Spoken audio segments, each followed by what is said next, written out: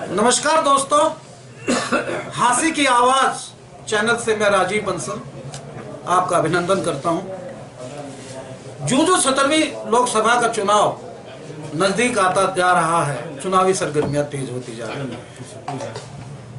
चुनावी बिसात बीत चुकी है, मात्र मोहरे चले जाने हैं। सभी पार्टियों ने लगभग अपनी टिकटों की घोषणा कर दी है। कुछ एक ऐसी क्षेत्रीय पार्टियां हैं जिनका अभी अभी जन्म हुआ है, उन्होंने अपनी टिकटों की घोषणा करनी है। तस्वीर सामने स्पष्ट होती जा रही है कि चुनाव में क्या होने जा रहा है। मोदी जी रिटेन करेंगे, बीजेपी रिटेन करेगी। एक तरफ एनडीए, एक तरफ महागठबंधन, राहुल और प्रियंका गांधी जी का महागठबंधन। एक तरफ मुलायम सिंह यादव जी, उनके फर्जंद, और एक तरफ बीएसपी का गठबंधन, समाजवादी और बीएसपी का गठबंधन। 17वीं लोकसभा चुनाव मुहाने पर है साहब। हम चैनल के माध्यम से ऐसी शख्सियत को आपसे मिलवाते रहते हैं जिनका किसी न किसी क्षेत्र में बहुत मुकाम है। हमारे बीच एक ऐसी शख्सियत है जो रहबरे आजम सर छोटू राम के बड़े नाती कहलाते हैं, नेकी राम जी के पोते कहला रहे हैं, और चौधरी वीरेंद्र सिंह जी जो कि केंद्र में मंत्री हैं, 5 मर्तबा विधायक रहे, मंत्री रहे, और एक मर्तबा 1984 में वे लोकसभा का चुनाव जीते, चौधरी ओम प्रकाश चौटाला को हराकर। उसके बाद कांग्रेस की तरफ से राज्यसभा के मेंबर बने, फिर 2016 में राज्यसभा के मेंबर बने बीजेपी की ओर से, और केंद्र में मंत्री हैं। उनके पुत्र, एक होनहार पुत्र जिन्हें कहूंगा कि एक जीनियस पुत्र जिन्हें कहूंगा,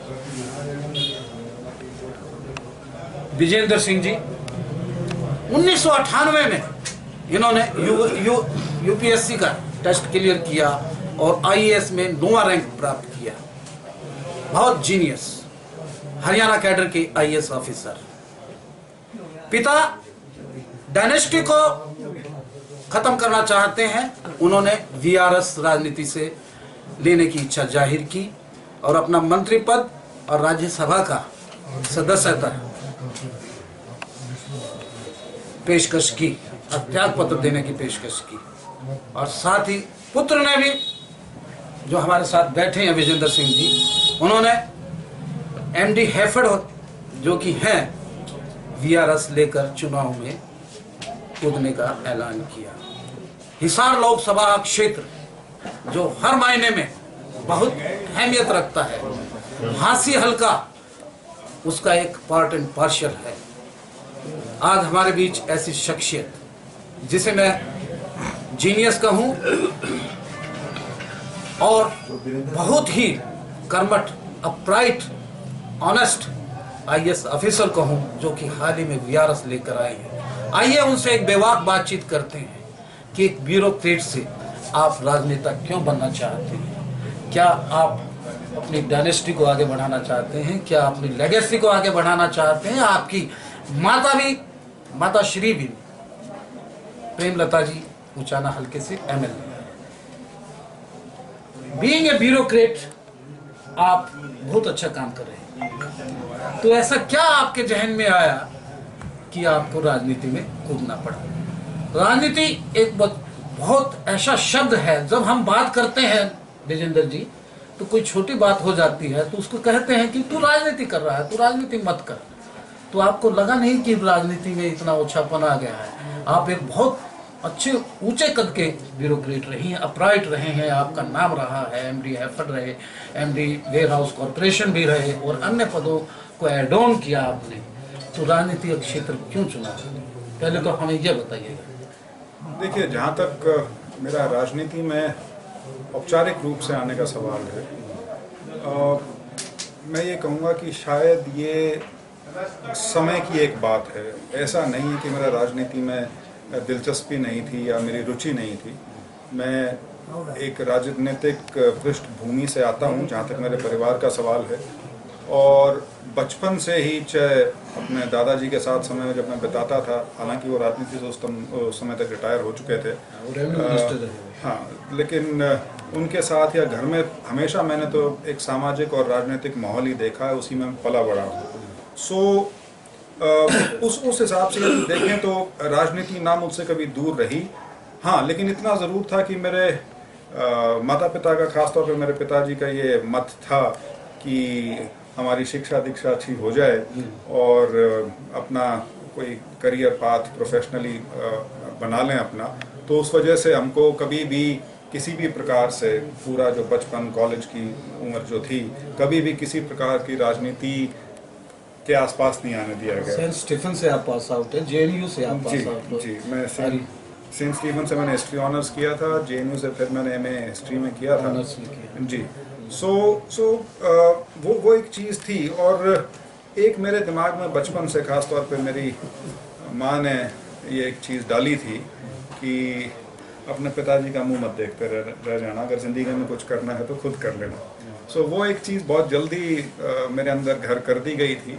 और उसके बाद जब मेरी पूरी पढ़ाई ख़त्म हो गई थी, तो उसके बाद जो सिविल सर्विसेज का एग्ज़ाम था, जी जी, वो मेरे लिए एक बेसिकली अपनी जो जिसको आप शख्सियत कहते हैं, उसको स्थापित करने का काम था। और बहुत कड़ी मेहनत भी हुई, लेकिन सौभाग्यवश मैं उसमें कामयाब रहा। और उसके बाद मैंने पूरी 21 साल की अपनी सेवा दी है प्रशासनिक तंत्र के माध्यम से।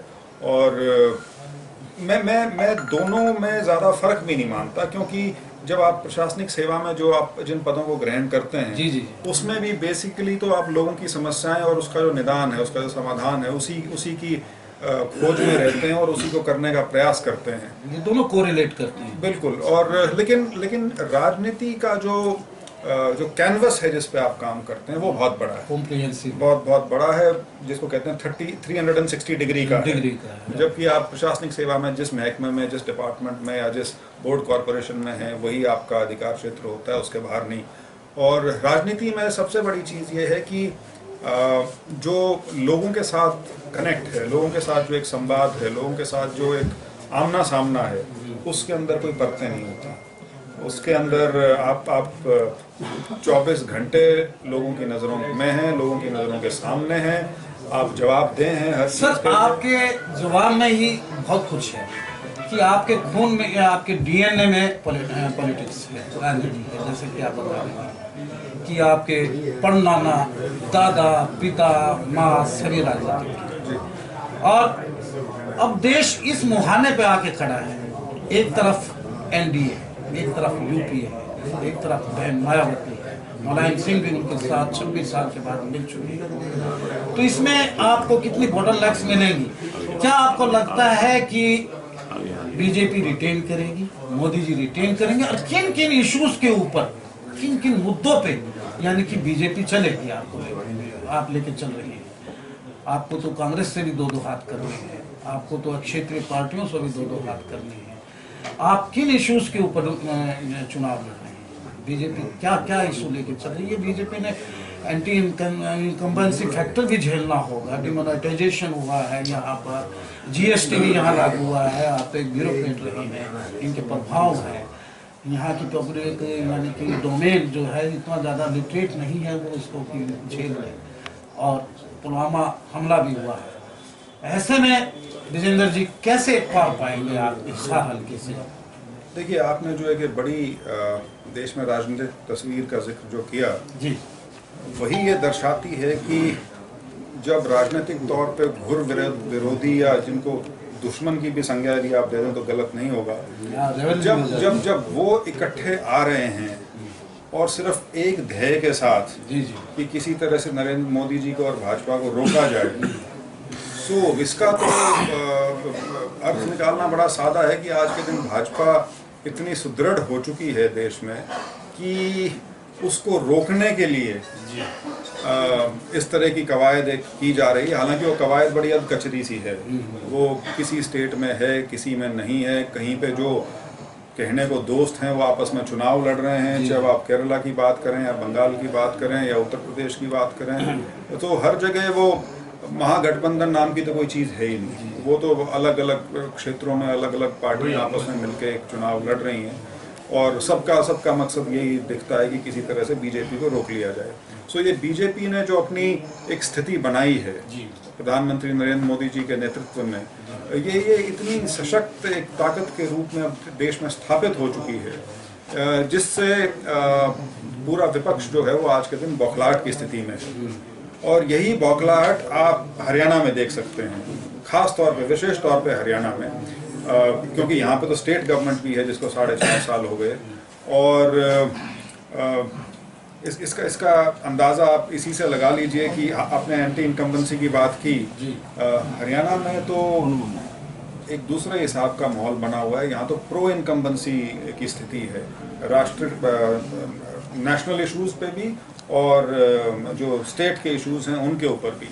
जहाँ तक आपने मुद्दों की बात की, मेरा वैसे निजी तौर पे तो ये मानना है कि लोकसभा का जो चुनाव है वो एक राष्ट्रीय चुनाव है, तो नेशनल इश्यूज उसमें डोमिनेट करने चाहिए और करें भी गए। और इसी वजह से जो मोदी जी का जो इस समय जो प्रभाव है पूरे देश में और हरियाणा में विशेष तौर पर, वो भी उसी का एक संकेतक है कि लोग भी इस चीज़ को समझते हैं कि देश की सुरक्षा के लिए, देश की अखंडता के लिए, देश को एक मजबूत स्थिति में लाने के लिए, जिसमें हम काफ़ी हद तक अब कामयाब हो चुके हैं, लेकिन उससे भी बेहतर, कहीं बेहतर आगे जाने के लिए एक लोगों के अंदर एक भाव है कि पुनः नरेंद्र मोदी जी को दोबारा से प्रधानमंत्री के रूप में देखें। और दूसरी तरफ यदि आप देखें तो जो राज्य सरकार जो है उसने भी जो काम किए हैं मनोहर लाल जी की अगुवाई में, उसका नतीजा भी लोगों के सामने आना चाहिए। सर, आप ब्यूरोक्रेट रहे हैं, विपक्ष आरोप लगाता है कि हरियाणा 3 बार जला, यानी कि मुख्यमंत्री जी को 3 चुनौतियां सहन, लेकिन विपक्ष इसको जलना मानता है। आरक्षण, रामपाल, राम रहीम, 3 बार हरियाणा चला, विपक्ष का एलिगेशन बाय द अपोजिशन ये जला। उसके बाद कास्ट एंड क्रीड फैक्टर बहुत मायने रखता है, उसको आप नकार नहीं सकते, जैसे जिस भी कास्ट एंड क्रीड फैक्टर कितना मायने रखता है विजेंद्र जी के जहन में, कितनी बात। देखिए, राजनीति में जिस प्रकार की भी आइडेंटिटी है, आप उसको कास्ट की संज्ञा दे लें, धर्म की संज्ञा दे लें, रीजन क्षेत्रवाद की संज्ञा दे लें, वो सारी चीज़ें हैं, लेकिन इन सब से ऊपर उठ के यदि लोगों को बांधा जा सकता है तो वो एक राष्ट्रवाद की भावना है, जो आज के दिन जो हम सब महसूस कर सकते हैं, जो हमारे जवानों ने जो किया और जिस प्रकार से प्रतिकार किया भारी शक्तियों का। सो मैं आज के दिन मानता हूं कि जो आपने जो बातें की वो आज के दिन वो मुद्दे नहीं हैं, गौण हैं, और ये जो चुनाव है ये किसी प्रकार से आज की स्थिति में नहीं, आज की स्थिति में नहीं। जैसे मैंने कहा, अदरवाइज बिल्कुल मायने होते हैं इन चीज़ों के, लेकिन आज के दिन जो एक राष्ट्रवाद की भावना है वो इन सब के ऊपर होकर चल रही है, जिस वजह से ये मुद्दे जो हैं नीचे उसके दब गए हैं। उनकी आज के इलेक्शन में मुझे नहीं लगता कि कोई अहमियत है। हिसार लोकसभा की तस्वीर साफ होती नजर आ रही है।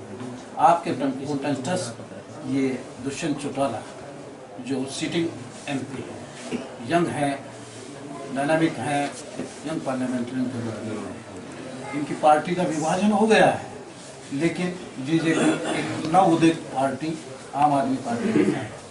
क्या आप इनको अपना प्रतिद्वंदी मानते हैं, इनके साथ कंटेस्ट मानते हैं?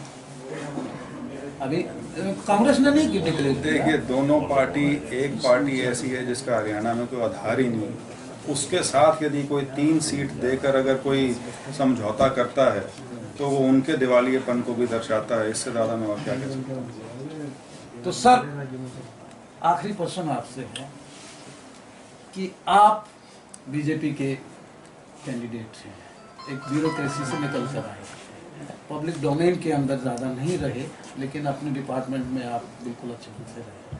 आप पब्लिक डोमेन में जा रहे हैं, तो कैसा रिस्पांस मिल रहा है? आप हल्के में घूमे हैं, आप अपनी माताश्री के जो ओन हल्का है वहाँ भी गए हैं जो आपकी कॉन्स्टिट्यूंसी में आता है और इधर के हल्कों में भी गए हैं, तो कैसा रिस्पॉन्स मिल रहा है? देखिए, दो चीज़ें हैं। पब्लिक रिस्पांस तो अप्रत्याशित है। दूसरा, जो संगठन है, जो पार्टी का जो संगठन है, उसमें मैं आज के दिन इतनी ज़्यादा मजबूती देख रहा हूँ कि मुझे नहीं लगता कि इस चुनाव में हमारा किसी से कोई लंबा चौड़ा कोई मुकाबला या किसी को चुनौती मिलने वाली है। ये थे विजेंद्र सिंह जी, जिनसे हमने एक बेबाक बातचीत की और बहुत सुलझे हुए ब्यूरोक्रेट से अब राजनेता होने जा रहे हैं। आपका बहुत बहुत धन्यवाद। हम आपके राजनीतिक भविष्य की शुभकामनाएं करते हैं। आपने हमें देश कीमती समय दिया। Many compliments to you.